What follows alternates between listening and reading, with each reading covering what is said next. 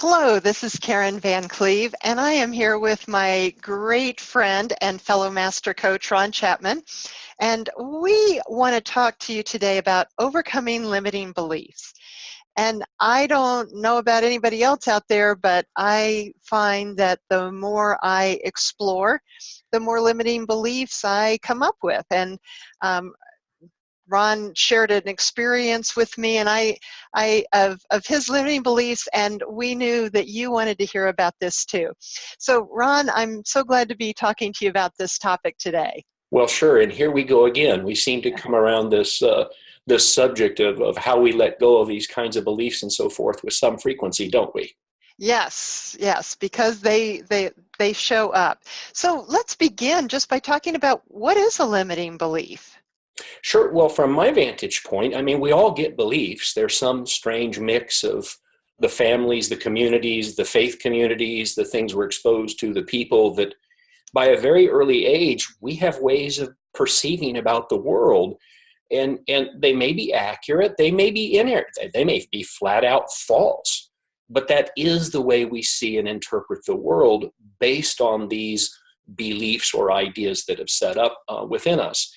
Now, if we talk about the limiting ones, what we're probably really talking about from a psycho-spiritual point of view is the ones that are either so far off the mark or so problematic that they undermine our lives. So I'm sure you've had this too, where quite often we hear people wanting to talk about their poverty beliefs, that they don't believe in their own abundance. It's fairly common for people to talk about how they just don't believe they have value, or they're quote unquote not good enough, that they picked up a perception that there's something inadequate about them. And the result is that's the way we see and experience the world. We translate the world based on how we believe the world to be. And then the craziest thing about it is the way the ego works is it will really only let in information that is consistent with what we believe. So yeah, it makes it particularly difficult to try and see the world a different way. Mm-hmm. And I love your point about the fact that we then see what we believe. And so I can imagine that's a huge reason why it's important to understand these beliefs, to recognize that's what we're bringing in. What other reasons, why is it so important to understand what our own personal limiting beliefs are? Sure. Well, I mean, if the life we're going to live, and this includes not just how we see, but even how we interpret, it's crazy. You know, if you believe you're inadequate, let's just use that one, and you're in a conversation with people, the thing that your attention will zero in on is things that other people say that confirm that belief. And then you'll get resentful and frustrated and all that.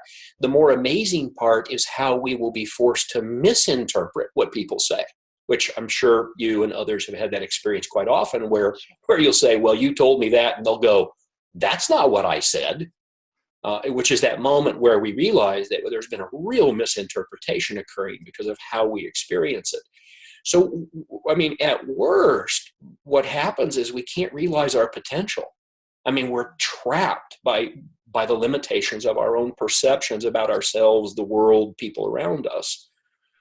Quite often what we find is I'll just use an awful word, is a lot of relationship carnage. As we act this stuff out. I mean, our kids suffer, our loved ones suffer. I mean, there's nothing more crazy making than trying to navigate some kind of relationship with someone when the point of view that you or they are bringing is so limited that you can't interact effectively together. And God forbid you be in a love, a romance, a family relationship with someone where the beliefs are at odds with each other, where you're just brutalizing each other. And then if you take it on the world stage, I mean, so many of the ways we interpret, I mean, even our current political vitriol, that we're translating the behavior of others as being evil or malintentioned or detrimental to democracy in the West, or even how we perceive other countries. I mean, all I got to do is mention the word North Korea for people to instantly go into an interpreter about bad actors and so forth. Mm-hmm. So then the real punchline, and then I'll be quiet. It's a bit of a soapbox oratory here, Karen. Is the real punchline is when you realize that when you interpret things, it makes you feel certain ways, and then your actions are driven by those feelings. So if your interpretation is wrong or off the mark, and if then you are feeling a certain way about something from which you will act, you can pretty much guarantee that our actions will be ineffective in the world. It's like a formula for catastrophe. Mm-hmm. And I so totally relate to what you're describing, Ron, because I think all of us have been in that situation where we're so reactionary, and then when we step back, we say, where did that come from? Or we create the story about the other person. They should have been different. So I'm totally relating to what you're saying. And so my understanding of this is these limiting beliefs often start very early in our lives. Would that be true? Sure. Yeah. Some work's been done in the psychotherapeutic space about what's being called the imago, which is the imprint we get from our primary caregivers, rightly, wrongly, good or bad, and that the translation of who we are and how we are is in large ways in place by the age of 5 years old. And there's a lot of disturbing data about how when children get really poor imprints from those early years, poverty, violence, those kinds of things, about the huge deleterious effects they have on people's lives over time, because this original imprint had some real problems in it in terms of who we are, who we can trust, what our world is. In my case, the present work, and I've been doing this for a long time, but recently, I've been working with a Jungian analyst, which is kind of a highfalutin therapist, but she's really good. And we've been poking around at something that I've been working on. Many years ago, I realized that I labeled myself a performer, that I believed I must perform, not like on a stage, but get results, show up, be the go-to guy, which in many ways are great personal traits. But what I kept running into was all the personal life carnage that I have, where I would be in pursuit of this high performance and I would drive people crazy. I would hurt other people. I would hurt me. The stress of it produced health effects. So she and I were poking around at my present day understanding, and I've been playing with this idea for, 15 years probably, made a lot of progress. But what came to me in a dream, actually, of all places, was realizing that somewhere at the root of this set of beliefs that I have is that I must want to be wanted. That everything I must do must somehow or another elicit people wanting me or desiring me. Now, it's not hard to imagine how much relational mischief that creates. Because if your basis for interacting with anyone, a client, a lover, a family member, if your basis is that what you want is for them to want you, you'll be, in my case, you'll have difficulty expressing what you need and want because you're so busy just trying to get their approval, get their attention.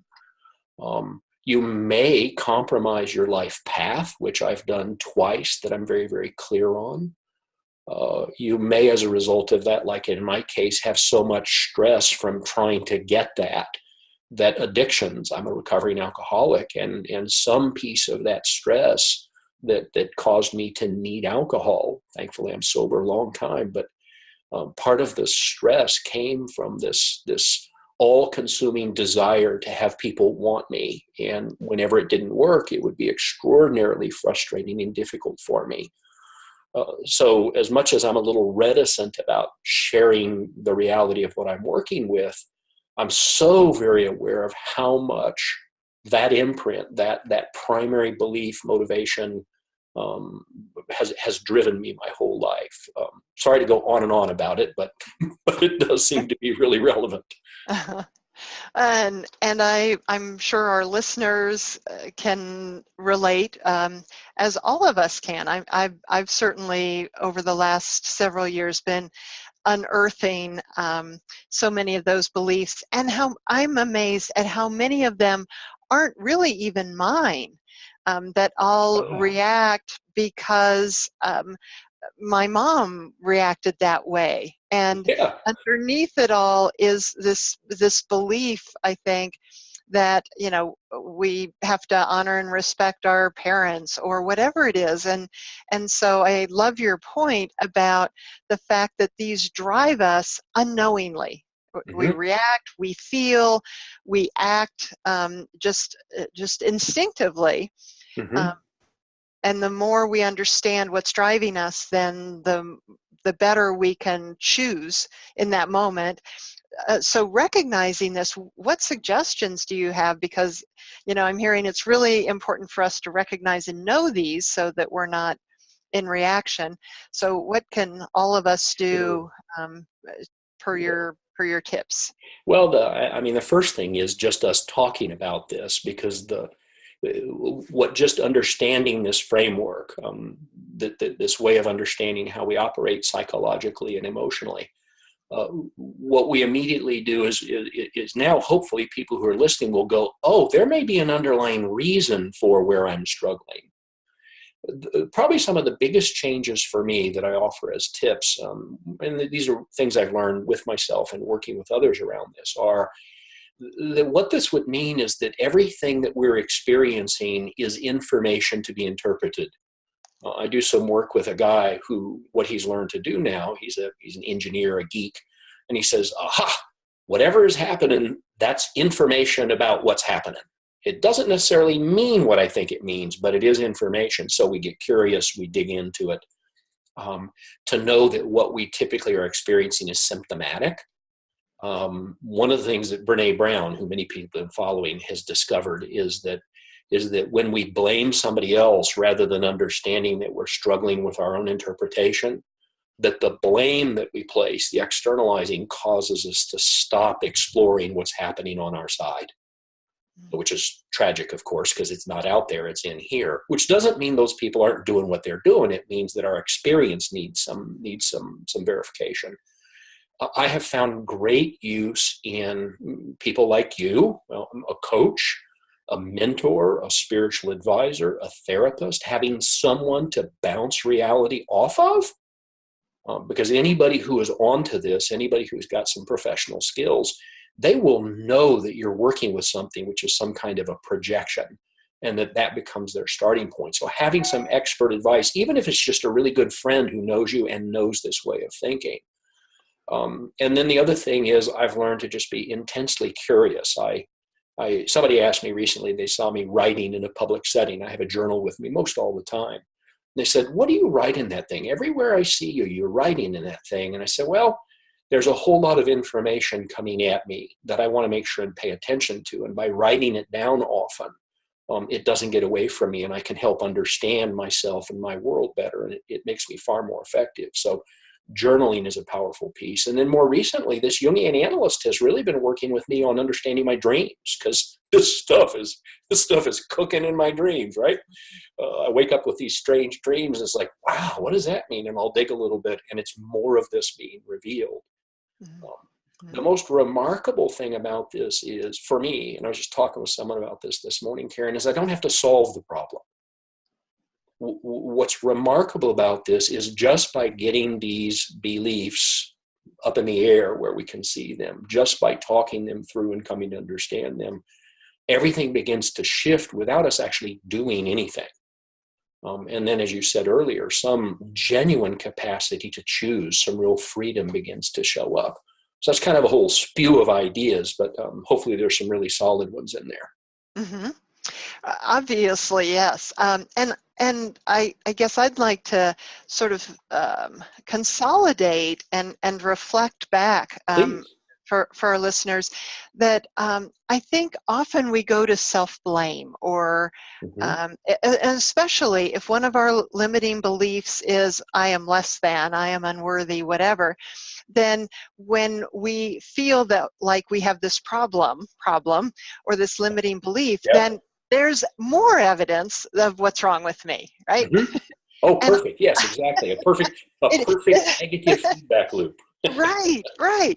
And I love what you're saying, because it's interrupt that cycle and get curious, step out of it and look at it more objectively or curiously, with curiosity, And whether that is your own reflections journaling, whether that's the reflection of someone you know, whether that's the reflection of a coach or a therapist or whomever, there's the sense that I get of what you're talking about is this process of stepping outside of the belief and looking at it just as we would, if we had a growth on our arm, we would look at it, say, what's going on here? Right. That is exact. That's perfect. That is exactly what we would do. Yeah, and we wouldn't judge it. We would just say, what am I going to do with this? And so just to sort of reflect back, that's the big theme that I'm hearing is don't be afraid of what's in there, because revealing it and bringing it up with curiosity is the opportunity to choose differently. Yeah, and I love that phrase. It creates the opportunity to choose differently. So let me tell you why I picked up on that and why I think it's so perfect. One of our cultural beliefs is that we get to choose. We're the agents of our decisions, of our choice. But the data that's mounting from brain research is really, really undermining that idea. Which doesn't mean we don't have choice. It means that we're driven by these things unconsciously. We don't know it. And we get a chance to see their effects, but we don't understand the process when it's unfolding. But you're exactly right. When the space opens up, we actually have an opportunity for some genuine choice, some real freedom to choose, because we're not being driven unconsciously by these things.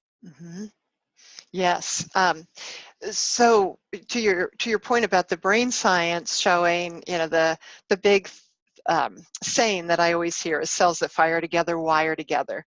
So what makes able to function in this complex world is our subconscious mind just takes over and knows how to drive cars and get us dressed and that sort of thing. But that same powerful subconscious mind it operates all of our thinking and our emotions and that sort of thing on a very habitual pattern. So just one quick thought about how can we help people remember to take this curious step back? I mean, because we go unconscious into our lives and we operate from habit. So what's a suggestion how we can stay present and aware when we want to catch these things? Well, that's such a great question. I guess for beginners in this, and at one point I was a beginner, I had to slow it down and do a lot of written work to really see it and begin to understand it was happening. I just didn't have enough presence of mind to catch it. I mean, the stuff just flashed and then I was caught by it. So for many of us, it has to start with slowing it down so we can begin to see it. That may be where this confidant, advisor, friend, coach, whoever helps us, because they may help us go back and diagnose it so that we can begin to see it. And then as some of this begins to reveal itself, my experience is that my curiosity comes naturally because I start understanding things that were just lost on me. And today, when I think of Stephen Covey's great line from the 7 Habits of Highly Effective People, seek first to understand. I mean, of course, right? It's like, me and you. There are things going on that I just simply, not only do I not understand them, I'm not even aware they're happening because I can't see it. And then slowly but surely, the curiosity and what I think eventually becomes wisdom actually begins to grow by leaps and bounds over time. It's really a question of figuring out how to get started. Excellent. Well, there's so much good stuff here. Tell our listeners where they can find out more about you and this great work that you do. Sure. Well, there's a whole lot of free material at my content website, www.seeingtrue.com, SEEingtrue.com. And there's more about me and all the work I do at ronaldchapman.com. Fabulous. Well, Ron, as always, it's such a delight to talk with you about this, and I hope our listeners, I'm sure that our listeners are taking some good insights away. And I would just encourage whoever's listening to be curious and patient with yourself, and as Ron said, it's this process of exploring, being curious, raising it up, that ultimately, I love the word you used, wisdom, that creates the wisdom of ourselves and the world. So thank you again, Ron. I appreciate your time today. It is a treat having a conversation with you as always, Karen. All right. Thanks, Ron. Bye-bye. Bye.